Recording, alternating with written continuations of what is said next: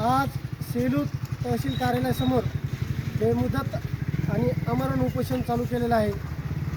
देवळगाव घाट येथील काही शेतकरी आपल्यासमोर आहेत।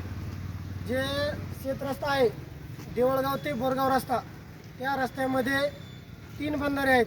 त्या एका बंधाऱ्याचं काही ठिकाणचा मुरुम काढण्यात आलेला आहे, तर त्या ठिकाणी खोलीकरण जास्त झाल्यामुळं तिथं अतिशय पाणी साचत आहे। तर ते पाणी जे शेतात जायचा रस्ता आहे त्या रस्त्यामध्ये पाणी येत आहे, तर त्यामुळे शेतकऱ्याला एक जरी पाऊस पडला तर कमीत कमी 15 ते 20 दिवस जाता येत नाही।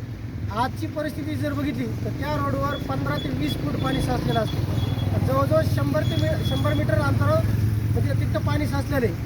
तर 2022 पासून वारंवार सेलू प्रशासनाला कळविण्यात आलेलं आहे, तर कुठल्याही प्रकारची शासनानं दखल न घेतल्यामुळे आज शेवटी 29/6/2026 रोजी उपोषण करण्यास या प्रशासनानं भाग पडलेलं आहे। तर आपल्यासोबत देऊळगाव परिषदचे जिल्हा परिषदचे सदस्य बाबाजी काटकर साहेब आहेत। साहेब, मला सांगा, या शेतकऱ्याची ही गायना कुठपर्यंत चालणार आहे? महत्त्वाचं पाहिलं तर शासनानं पेरणीच्या ऐन वेळेस दुर्लक्ष करायला नाही पाहिजे। कारण आज खरं पाहिलं तर शेतकऱ्याचे पेरणीचे दिवस आहेत आणि सर्व अवलंबून असलेलं म्हणजे सर्व शेतकरी हा शेतीवर अवलंबून आहे। तरी शासनाने कोणत्याही कॉन्ट्रॅक्टराला आपल्या बाजूला न घालता जे काही शेतकरी असतील त्या शेतकऱ्याला तात्काळ रस्त्याची व्यवस्था करून देण्यात यावी। तरी शासनाला विनंती आहे की कोणतंही राजकारण न करता शेतकरी हा देशाचा कणा आहे आणि त्या शेतकऱ्याला शासनानं पूर्णपणे सहकार्य केलं पाहिजे, एवढीच मला शासनाला विनंती राहील।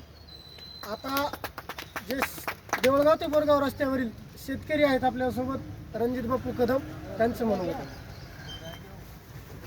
काय रस्त्याची आम्ही गेल्या वर्षी आमची तशी आवाज झाली, गेल्या वर्षी जमीन पडीत राहिली, यावर्षी पडीत राहण्याची वेळ आली, उपासमारीची वेळ आली आणि जवळजवळ आम्ही 2022 पासून ते वारंवार तिथं लेटर द्यायलो, तिथे एकही प्रशासन कोणती दखल घेईन।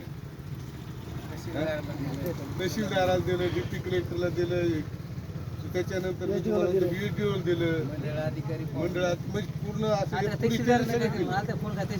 कोणी